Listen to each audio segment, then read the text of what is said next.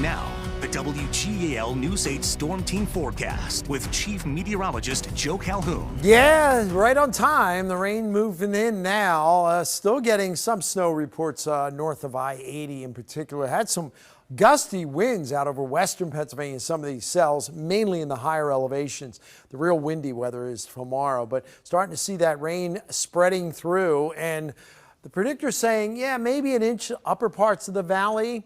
Lower parts not much, but again, everything runs downstream, runs south, so could be some minor flooding. We're particularly looking at maybe some street and poor drainage areas. Streams and creeks will, I think, flood. The rivers are a low likelihood of flooding, but they're right near the action stage, just below that 11-foot stage. So I do think they're coming up also a little bit. And flash flooding, that's a low. We actually made that a low because Ethan was looking at, they're concerned about some of the areas getting training where the cells move over the same area. So although the good news is this whole thing is going to move out pretty quickly. Well, it should have been Gettysburg. That's my fault. I switched the wrong button. 45 southeast winds in Gettysburg at last report. So that southeast wind is going to continue to pick up for a while, 10-20 miles an hour this evening. Maybe a little gusty overnight, but late tonight the winds will die down as the rain dies down after midnight. But the rain could be for a while tonight, heavy at times. And temperatures are going to continue to climb to near 50 degrees. Tomorrow you get up, it's in the 40s, could be a sprinkle, maybe a flurry. More sun in the afternoon though, but it's turning colder. We'll be in the 30s by later on in the afternoon, and it's going to stay in the 30s, maybe near freezing to the low mid 30s on Sunday. A blustery cold day, much colder, and that sets the stage for most of next week. Got to near 50 today. I think we could hit 50 overnight tonight. No rainfall in the past 24 hours. Here are the latest river stages. Again, we're just below the 11-foot flood stage, or action stage at Harrisburg. Forecast to get to close to 13, not as high as it was the other day. Almost 45 feet is the forecast as you go over to Marietta.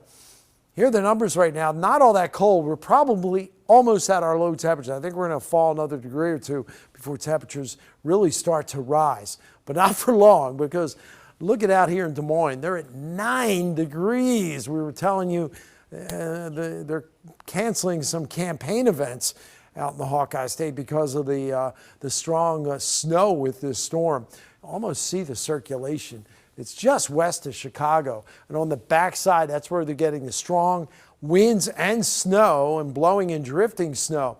Now, the main part of the storm is going to lift on through tonight and take the rain away with it. But this front kind of fizzles out as it comes in tomorrow. It's no big deal, but it really brings in some colder air as we head on into Sunday.